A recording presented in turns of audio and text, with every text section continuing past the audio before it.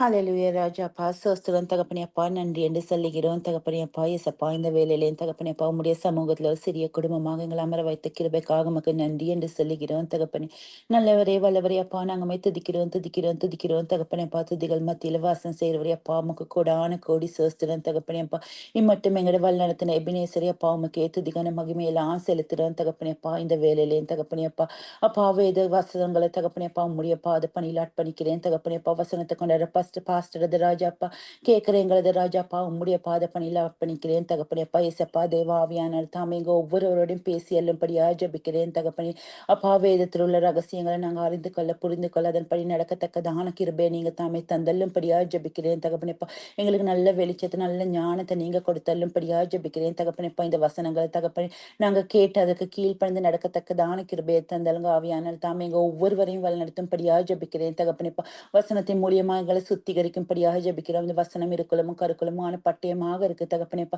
நீங்க பேசி எல்லும்படியாக ஜபிக்கிறேன் தகப்பனேப்பா மாலாகாதது ஒன்றுமே இல்லை தகப்பனேப்பா உம்முடைய வசனத்திலே பலன் உண்டு வல்லமை உண்டு தகப்பனேப்பா விடுதலை உண்டு தகப்பனேப்பா அந்த வசனங்கள் மூலியமாக ராஜா நீங்க எங்க கூட இருந்து கரம் பிடித்து அழைத்து செல்லுங்க பேசுங்க தகப்பனேப்பா ஏசப்பா நீங்க தாமே எங்க ஒவ்வொருவரையும் காத்துக்கொள்ளுங்க தகப்பனேப்பா சுத்திகரிங்க தகப்பனேப்பா நாங்க தகப்பனேப்பா எப்பொழுதுமே உடைய கட்டளைகளை கை கொண்ட பிள்ளைகளாக உமக்கு கீழ்ப்படிந்து நடக்கத்தக்கதான கிருபையை தாரும்படியாக கெஞ்சி ஜெபம் கேட்கிறேன் நல்ல பிதாவே ஆமென். ஏமேன் ஏமேன். நாங்கள் இந்த இந்த சீசனில் நாங்கள் வந்து இந்த சேவன் ஆஃப் த மவுண்டன்னு சொல்கிறது இல்லையா, இந்த மேலே பிரசங்கம்னு சொல்லி அதை தியானிப்போம். அதில் இன்றைக்கு முதல் 12 வசனங்களையும் தியானிப்போம். முதல் ரீட் பண்ணீங்களா? முதல் 12 வசனங்களையும்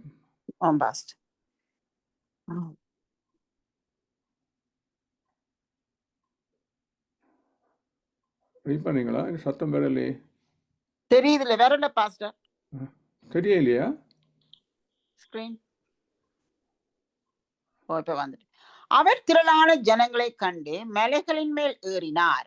அவர் உட்கார்ந்த பொழுது அவருடைய சீஷர்கள் அவரிடத்தில் வந்தார்கள். அப்பொழுது அவர் தமது வாயை திறந்து அவர்களுக்கு உபதேசித்து சொன்னது என்னவென்றால், ஆவியில் எளிமை உள்ளவர்கள் பாக்கியவான்கள், பரலோக ராஜ்யம் அவர்களுடையது. துயரப்படுகிறவர்கள் பாக்கியவான்கள், அவர்கள் ஆறுதல் அடைவார்கள். சாந்த குணம் உள்ளவர்கள் பாக்கியவான்கள், அவர்கள் பூமியை சுதந்திரித்துக் கொள்ளுவார்கள். நீதியின் மேல் பசிதாகம் உள்ளவர்கள் பாக்கியவான்கள், அவர்கள் திருப்தி அடைவார்கள். இரக்கம் உள்ளவர்கள் பாக்கியவான்கள், அவர்கள் இரக்கம் பெறுவார்கள். இருதயத்தில் சுத்தம் உள்ளவர்கள் பாக்கியவான்கள், அவர்கள் தேவனை தரிசிப்பார்கள். சமாதானம் பண்ணுகிறவர்கள் பாக்கியவான்கள், அவர்கள் தேவனுடைய புத்திரர் எனப்படுவார்கள். நீதி நிமித்தம் துன்பப்படுகிறவர்கள் பாக்கியவான்கள், பரலோக ராஜ்யம் அவர்களுடையது.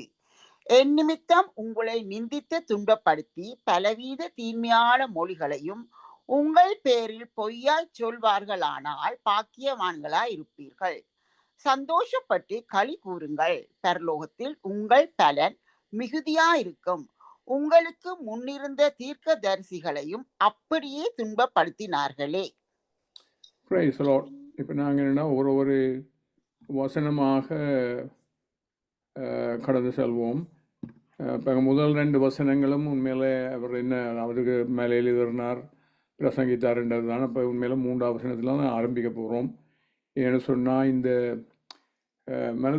இதில் நிறைய ரகசியங்கள் அடங்கி இருக்குது. அவனுடைய இதில் நிறைய ஃபோக்கஸ் பண்ணுவாங்க ஈவெண்ட் சர்ச்சுகள் எல்லாம். நாங்கள் இன்றைக்கி முதல் 12 வசனங்களும் ஆனால் 3ஆம் வசனம் தான் ஆரம்பிக்கிறேன். ஆவியில் எளிமை உள்ளவர்கள் பாக்கியவான்கள், பல ஒரு ராஜ்யம் அவருடையது. இப்போ எங்கள் ஆவியில் எளிமை உள்ளதுன்னா புரிஞ்சு கொள்ளணும். அதுக்கு அந்த பெஸ்ட் எக்ஸாம்பிள் அவன் தாவீது பாவம் செய்த பிறகு நாங்கள் தேவன் கான்ஃபரண்ட் பண்ண பிறகு அவனுடைய இருதயம் உடைஞ்சு போகிறத பார்க்குறோம். இதுக்கு இப்போ எங்கள் நான் ஜப்பான்லாம் ஜீவிக்கிற போது பாவங்களை செய்வாங்க, ஒழிச்சு செய்வாங்க. ஆனால் வெளியால் தெரிய வந்த உடனே அந்த குற்ற உணர்வு இருக்கணும், தற்கொலை பண்ணிடுவாங்க. என்ன இப்போ அதுதான் இப்போ தேவன் உண்மையிலேயே மன்னிக்கிற தேவன் இருக்கிறார் என்ற அந்த அறிவில்லாவிட்டால் அப்படித்தான் யூடஸ் கூட செய்கிறத பார்க்குறோம் இல்லையா.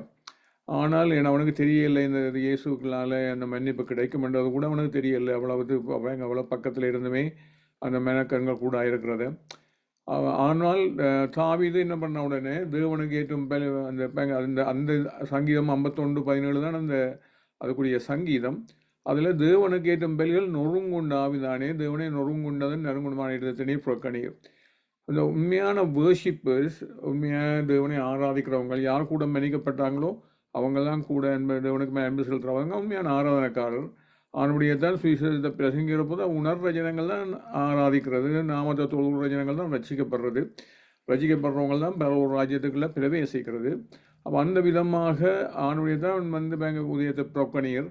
இந்த கொஞ்சம் சில வசனங்களை படித்து பார்ப்போம். இந்த நொறுங்குண்ட இதயம் உள்ள வேண்டது சாம் 34:18 நொறுங்குண்ட இதயமுள்ளக்கு கத்த சமீபமாக இருந்து நறுங்குண்ட அவர்களை ரட்சிக்கிறார். பாருங்க, என்னுடைய கேரம் இது ISC 66:2 என்னுடைய கேரம் இவைகளை எல்லாம் சிருஷ்டித்ததினால் நான் சிருஷ்டிக்கிறேன்னு சொல்கிறேன், இவைகளை எல்லாம் உண்டாயிட்டுன்னு கத்த சொல்கிறார். ஆனாலும் சிறுமைப்பட்டு ஆவியில் நொறுங்குண்டு என் வசனத்துக்கு நடுங்கிறவனையே நோக்கி பார்ப்பேன். அவருக்கு எல்லாம் கண்ணை வைக்கிறது.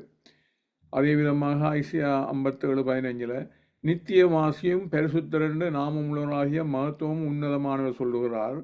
உன்னதத்திலும் பரிசுத்த தலத்திலும் வாசம் பண்ணுகிற நான் பணிந்தவர்களின் ஆவியை உயிர்ப்பிக்கிறதுக்கு நொறுங்கினவர்களின் இதயத்தை உயிர்ப்பிக்கிறதுக்கு நொறுங்குண்டு பணிந்த ஆவியுள்ள இடத்தில் வாசம் பண்ணுகிறேன். அப்போ அவர் தேவனங்களை வாசம் பண்ணுறாருன்னு சொல்லி அவர் வாசம் பண்ணுற இடத்துலாம் எங்களுக்கு தேவராஜ்யம் இருக்கு. அவர் தான் ராஜாண்டபடியால் ஆனபடியால் தான் அவர் அந்த விதமான எளிமை உள்ள ஆவியில் எளிமை உள்ளவர்கள் தான் உள்ளதான் தேவன் வாசம் செய்த அவருடைய ராஜ்யம் கூட அவங்களுக்குள்ளே இருக்கு. ஆனபடி தான் பல்லூர் ராஜ்யம் அவர்களுடைய என்று சொல்கிறத பார்க்குறோம். அடுத்த வசனத்தை பார்ப்போம். துயரப்படுகிறவர்கள் பாக்கியவான்கள், அவர்கள் ஆறுதல் அடைவார்கள். இதை பார்த்தாலே தான் துயரப்படுறதாண்டு அது அப்படி இல்லை. 2 Corinthians 7:10 தேவனுக்கு ஏற்ற துக்கம் பின்பு மனஸ்தாபப்படுகிறதுக்கு இடமில்லாமல் ரட்சிப்புக்கு ஏதுவாக மனது உண்டாகிறது. லௌகீக துக்கமோ மரணத்தை உண்டாகிறது.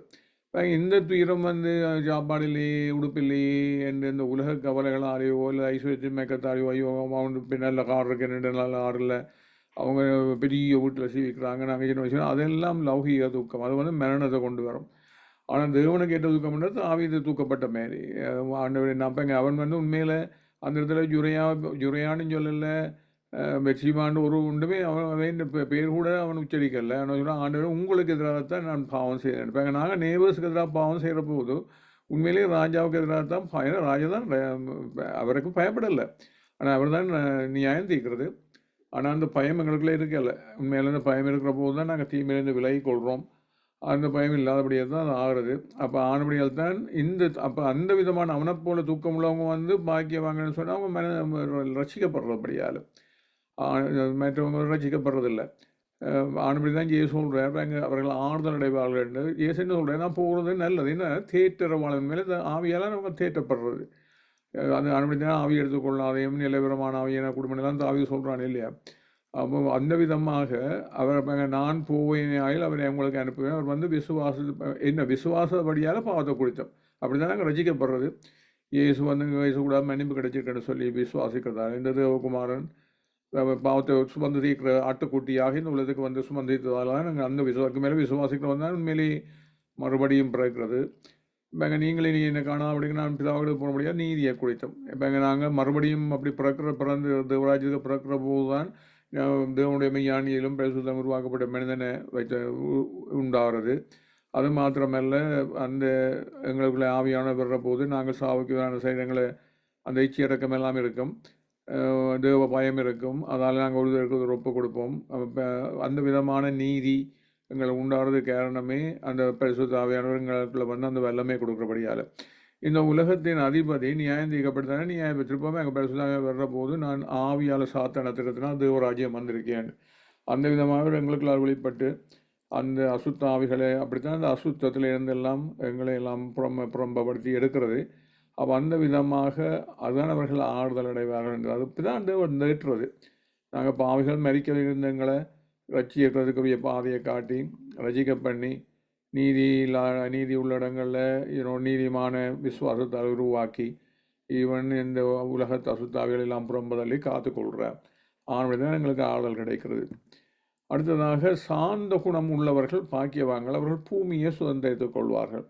இப்போ இதுவும் ஒரு முக்கியமான விஷயம். இது இயேசு தன்னை பற்றின சங்கீதம். அவர் அந்த சார்ந்த குணமாக உண்டவர்கள்னு வரைய சொல்கிறேன் மீக் ஸ்பிரிட்டட்னு சொல்லி அந்த விதமாக சார்ந்த குணம் உள்ளவர் இருந்தபடியால் தான் அவர் வந்து பயங்கர ஒரு நாணலை முறிஞ்ச நாணலை என்ன சொல்கிறது நெறிஞ்ச நாளை முறிக்காமலும் அந்த மெழுதிரி அணைக்காலம் என்று அதெல்லாம் உண்மையிலேயே அவ்வளவு பட்ட பாடல்கள் நடுவில் அவர் அதை செய்யலை. ஒரு உண்மையிலேயே எந்த பாவிகள் எல்லாம் வந்தவிட்ட காலில் தள்ளப்படுற போதும் அதை அணைக்கலை, ரசிக்கிறார் தவிர அணைக்கலை. அப்போ அந்த விதமாக இருக்கிறார். அது மாத்திரமல்ல, இந்த 16வது சங்கீதத்தில் தேவனை என்னை காப்பாற்றுமே நம்பியிருக்கிறேன் அந்த சங்கீதம் இருக்கலாம். அது இழப்பாங்க. அவர் நான் வந்து தேவனுக்கு ஒப்பு கொடுக்குறபடியார் பூமியில் உள்ள பிரசுத்தவான்களுக்கும் என் முழு பிரியத்தை வைத்திருக்கிற ஆத்மாவுக்கும் இது நான் சாக வேண்டியதாக இருக்கிறது. கர்த்தரின் சுதந்திரம் என் பாத்திரத்தும் பங்குமானவர். தேவன் தான் அந்த சுதந்திரத்தை என்ன பிரசுத்தவான்கள் ஐஸ்வர்யம் காப்பாற்றுகிறார். நேர்த்தியான இடங்களில் பங்கு கிடைத்ததாம் சிறப்பான பங்குண்டு எனக்கு ஆலோசனை இருந்த கர்த்தரை துதிப்பேன் சொல்லி. அது மாத்திரமே நான் மரிக்கிற போதும் மாமிசம் கூட நம்பிக்கையோடு தான் இருக்கும். ஏன்னா தேவனின் ஆத்மாவை பாதாளத்தில் விட போகிறதில்லை, பேசுவாங்க அழிவை காண போகிறதில்லை, உயிர்த்தலை பண்ணி அவருடைய வலது பயணத்தில் உட்கார வைத்து அங்கே பேரின்பம் இருக்கும்னு சொல்லி அப்படி அவர் செய்தபடியே தான் பூமியில் உள்ள பேசுவாங்கள்லாம் அவர் சுதந்திரத்துக் கொள்கிறார் இல்லையா. அப்படி அந்த விதமாக அது சார்ந்த உணவுள்ளவர்களாக இருந்தால் தான் அந்த பூமியை சுதந்திரத்துக் கொள்ள முடியும்.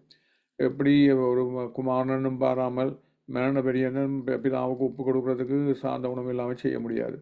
மற்றவர்கள் வந்து எதிர்த்து பேசி தங்கன சித்தத்தை செய்ய திணிப்பாங்களே தவிர ஒரு நாள் இன்னொரு சித்தத்துக்கு ஒப்பு கொடுக்க முடியாது.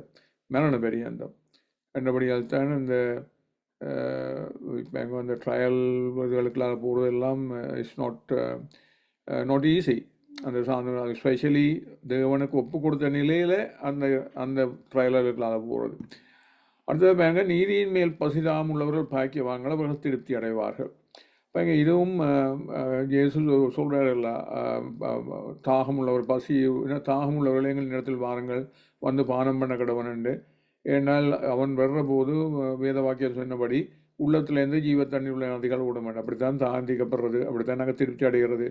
நாங்கள் என்ன தேர்ஸ்டியாக இருக்கிற போது கோக்கே அல்லது ஏதோ ட்ரிங்கை குடிக்கிறதால திருப்தி அடைவாங்க. அந்த விதமாக தேவன் கொடுக்குற ஜீவ தண்ணீர் உள்ள விட்ட நிலையிலிருந்து வர்ற அந்த இதில் குடிக்கிறதால கிடைக்கிற அந்த திருப்தி அப்படின்னா அங்கே மேலே ஆவியை பற்றி அவைதான் தான் நினைக்கிறது.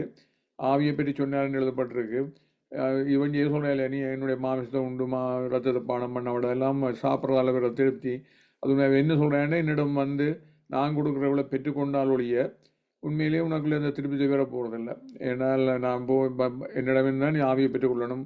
அது அந்த வார்த்தை தான் மாம்சமானது. என்ன தேவன் வார்த்தை என்ன கூடாது தான் வந்து செய்கிறது.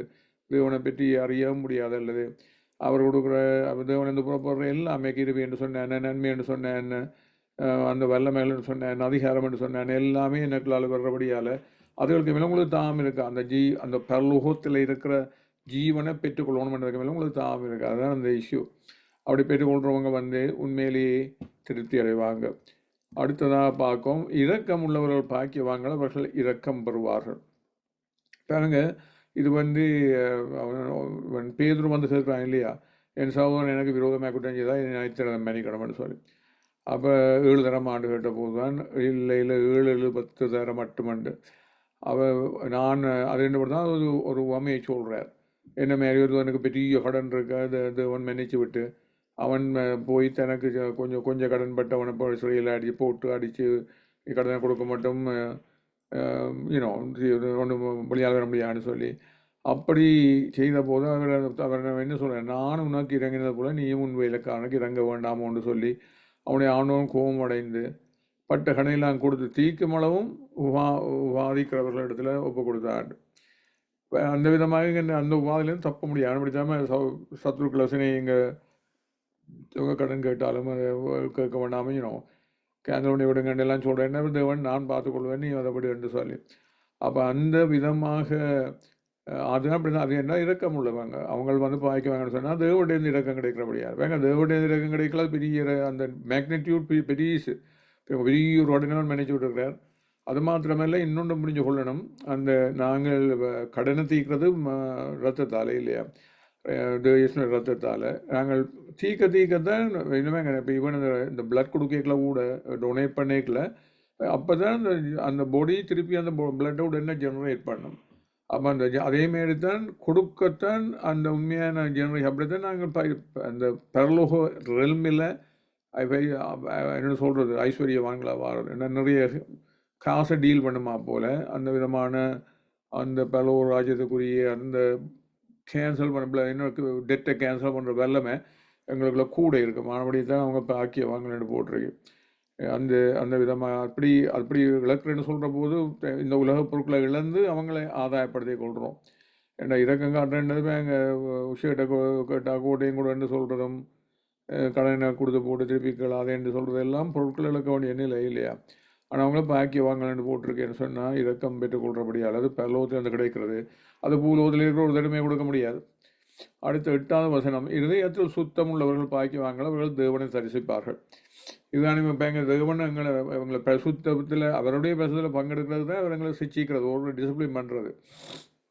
அந்த விதமாக ஆணுடைய தான் பிரசுமையாக இருக்க நாடுங்கள்னு போடப்பட்டிருக்கு. ஏன்னா பிரசுமை இல்லாமல் ஒரு தரம் கத்திர தரிசிப்பதில்லை. பிரசுத்தம்னு சொல்கிறதே உண்மையிலே இந்த அசுத்த உலகத்துலேருந்து பிரிஞ்சு தேவனுக்குன்னு செய்விக்கிறது. ஆனபடியே தான் இந்த உலகத்து விஷயத்துக்கு அதை வித்து போடாமல் இருக்கணும். ஆனபடி தான் அந்த இடத்துலாம் சொல்லப்பட்டிருக்கு, ஒருவேளை போஜனத்துக்கு தன் சிரேஷ்ட புத்திர பார்த்து விட்டு போட்டு ஏசா போல இருக்க வேண்டாம். ஏன்னு சொன்னால் அந்த ஆசீர்வாதமும் ஆமீன் வாக்கு தத்துவமும் அதைத்தானே வந்து ஒரு சாப்பாட்டுக்கு வித்தது. ஏன்னா ஆவராக கொடுக்கப்பட்ட வாக்கு தத்துவம்னா அந்த ஆசீர்வாதமும் அந்த அவர் கொடுத்த அந்த ஆவிக்குரிய வாக்கு தத்துவம் அதுதான் அவனுக்கு உண்மையிலேயே அது அதை பெற்றுக்கொண்டவங்க தான் இன்னும் கடைசியாக ஆக்குவோம்னு சொன்னேன். அது பிறந்தவங்கெல்லாம் அந்த இதுக்குள்ளெல்லாம் இயேசு வந்தது. அப்போ அந்த விதமாக அந்த ஆசீர்வாதத்தை இழந்து அதை வந்து இந்த உலகத்து விஷயத்துக்கு அவன் பரிசுத்தனே இல்லை. ஏன்னா உலகத்தில் இருந்து பரிசுத்த உலகத்திலேருந்து பிரிஞ்சிருந்து தேவனுக்கு செய்கிற சீவியம் அது அதுக்கு விற்குமா போல அது. ஆனால் அப்படி இருக்கிறவங்க வந்து தேவனை தரிசிக்க போகிறதில்லை. அவங்களுக்கு தேவனை யாருன்னு தெரியாது. ஆண்மை தான் இதயத்தில் சுத்தம் உள்ளவர்கள் பாக்கியவான்கள் தேவனை தரிசிப்பார்கள் என்று சொல்லி.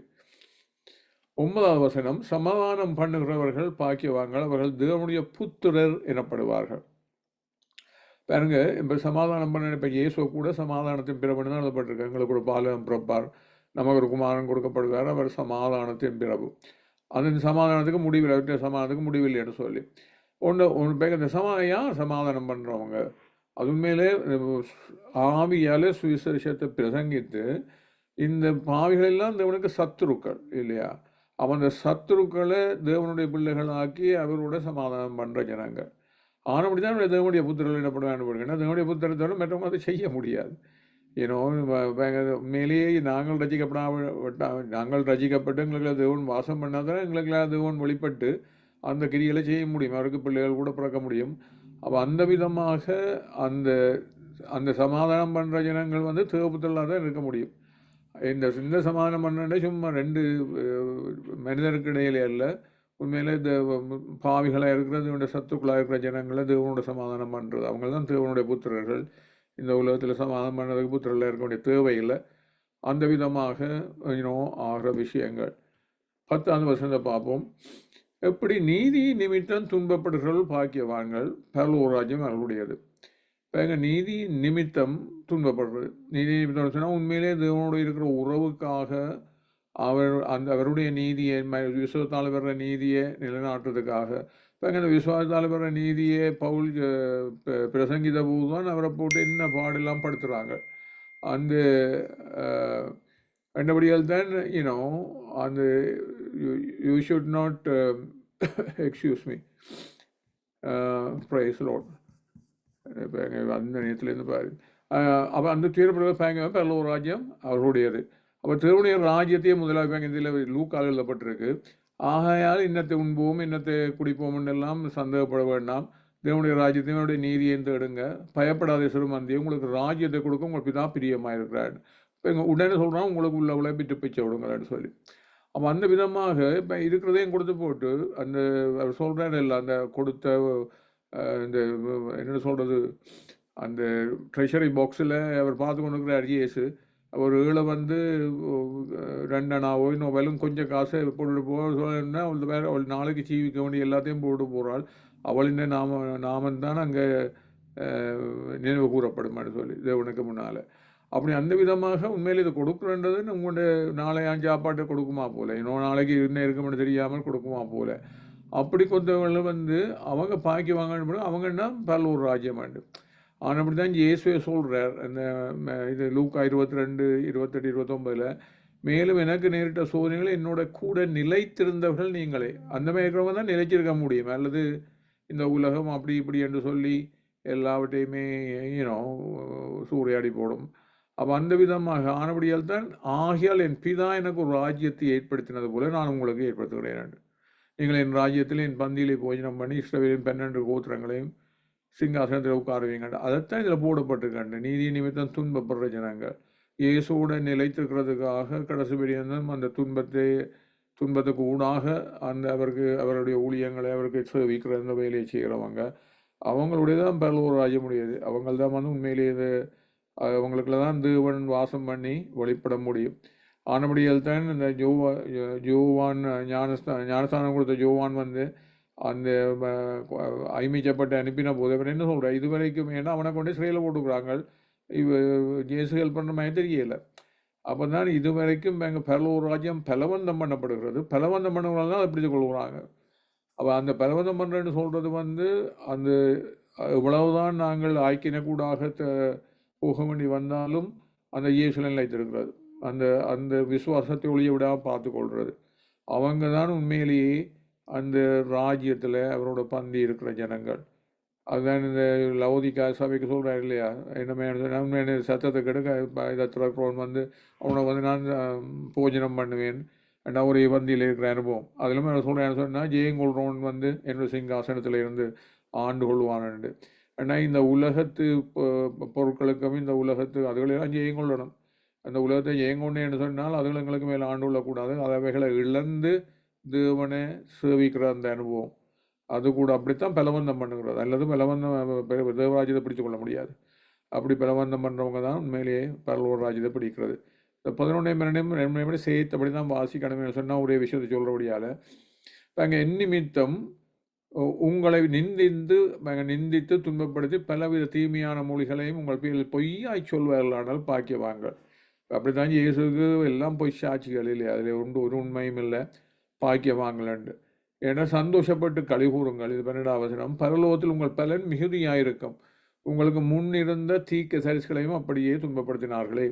இப்போ அந்த இயேசுவே இந்த கடைசி நேரம் வந்தபோது யோவான் 17 இந்த ஜெபத்தை பார்த்தீங்கன்னா, பிதாவே உலகம் உண்டானதுக்கு முன்னே உம்முடத்தில் எனக்கு உண்டான மகிமையான இப்பொழுது நீர் என்ன உண்மையிலே மகிமைப்படுத்தும்.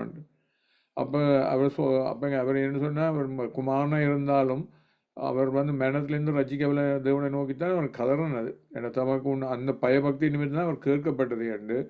அப்போ அந்த விதமாக மரிக்கிற நேரம் வரைக்கும் அவர் மகிமையை பற்றி பேசுகிறார். அதுதான் இந்த பரலோகத்தில் உங்கள் பலன் மிகுதியாக இருக்க வேண்டும். ஈவன் இதில் கூட எபிரேயர் 11ஆம் அதிகாரத்தில் கூட எழுதப்பட்டிருக்கு, எப்படி மேன்மையான உயிர்த்தெழுதலை நாடி அவர்கள் விடுதலை ஏற்றுக்கொள்ளாமல் அனுப்புவாங்க. இயேசு விடுதலை ஏற்றுக்கொண்டதுக்காக அவரே சொல்கிறார் பேதுருவுக்கு, உனத பட்டயத்தால் வெட்டின போது நான் நினைச்ச எத்தனையோ ஏஞ்சல்ஸே அழைச்சி இதிலிருந்து விடுவிக்க முடியும், ஆனால் தேவன் கொடுத்த பாத்திரத்தை குடிக்காமல் இருப்பேன் உண்டு. அப்படி அந்த விதமாக அந்த அவர் வந்து அந்த விடுதலையை ஏற்றுக்கொள்ளலை. என்ன இருந்தாலும் மேன்மையான உயிர்த்தெழுதல். அவர் இப்போ உயிர்த்தெழுந்த போது எல்லா விலங்களுக்கு மேலாலேயும் எல்லா நாமத்துக்கும் மேலால கொஞ்சம் நெஞ்சம் ஃபாரபாவ் அவ்வளோத்துக்கு உயர்த்தி ஆண்டவர் அந்த எல்லாத்துக்கும் மேலே அதிகாரத்தை கொடுத்ததை பார்க்குறோம். இந்த பூமிக்கு மேலே இல்லை இவன் பாதாளம் வரை அவருக்கு அதிகாரம் இருக்குது. அப்போ ஆண்டவர்தான் அப்படி என்றபடியால் தான் அந்த உம்முடைய சமூகத்தில் பரிபூர்ண ஆனந்தமும் உம்முடைய விலகத்தில் நித்திய வீரமும் என்று தான் இந்த சங்கீதம் 16 நாங்கள் படித்த சங்கீதம். அது அந்த என்ன இருந்தாலே அந்த சந்தோஷத்தின் நிமித்தம் தான் அந்த தேவன் அவமானத்தை எண்ணாமல் சிலுவையை சகித்து கொண்டது என்று சொன்னால், அப்படி சகித்து கொண்டு அவருடைய சிங்காசனத்தில் வீட்டிருக்கிறார்கள். அதேமாரி தான் தான் எங்கே போகணுன்றதை அறிஞ்சு தான் அவங்களோட கால கழுவினார்கள். அல்லது அவ்வளோ தூரத்துக்கு தாழ்த்த முடியாது. நீங்கள் உண்மையிலே இவ்வளோத்துக்கு உயர்வீங்கள் என்று தெரிஞ்சு அந்த உயர்ச்சியை எங்களோட மெனக்கங்களால் காணாவிட்டாமல் சார்ந்த குணமுள்ள ரோயினவங்க வந்து இந்த வித இயேசுவை ட்ரீட் பண்ணுமா போல போய் சாட்சி எல்லாம் வச்சு எல்லாம் செய்கிற போது நாங்கள் வந்து உண்மையிலேயே அதிலிருந்து வெளியாள வர முடியாது. ஆனபடியால் தான் அந்த அதையும் புரிஞ்சு கொள்ளணும். அல்லது வந்து இவைகள் வந்து ஆகிற விஷயம் அல்ல. ப்ரைஸலோடு. அப்போ இந்த விதமாக நாங்கள் தியானத்தை நாங்கள் பார்ப்பீங்க என்ன விதமாக இந்த மலை சங்கீதம் எத்தனையோ ஒரு ரகசியங்கள் அடங்கின உண்டு. அவளை கூடாக கடந்து போகிற போது நீங்கள் வி ஹேவ் டு நோ எல்லாம் தேவனை பெற்றது ஒரு ராஜ்யத்தை பெற்றது. ஜெபித்து முடிப்போம். பரலோகமண்டலமுள்ள பிதாவே, தேவனே, ஆண்டவரே, நல்லவரே, வல்லவரே, போதுமானவரே, இந்த தேவ ராஜ்யத்தை நீங்கள் இந்த சிறு மந்தைக்கு கொடுக்குறதில் பிரியமாக இருக்கிறீங்கப்பா, அதற்கு நன்றி. அது மாத்திரமல்ல, இந்த இந்த விதமாக நீங்கள் இயேசு அனுப்பி கொடுத்த இந்த அடிப்படையில் நாங்கள் கூட நாள் பெரிய தான் ஜீவிக்கிறதுக்கும் அந்த விசுவாசம் ஒளிந்து போகாமல் இருக்கிறதுக்கும் என்னென்றைக்கும் பின்வாங்காமல் நீங்கள் பின்வாங்குற ஆத்துமாவுக்கு மேலே பிரியமுள்ள தேவனல்ல, பின்வாங்காமல் உண்மையிலேயே விசுவாசத்தோட கடைசி பெரிய நம்ம ஓடி நீங்கள் கொடுத்த ஓட்டத்தை முடித்து உங்களோட சித்தத்தை இந்த சரீரத்தில் இந்த உலகத்தில் செய்து முடிக்கிறதுக்கு ஆவியை கொடுத்து கிருபையை கொடுத்து எங்களை ஆதரிப்பீங்கள் என்று கேட்டு இயேசுவின் நாமத்தில் ஜெபம் செய்து கொள்கிறோம் பிதாவே. Amen. Amen. Praise the Lord.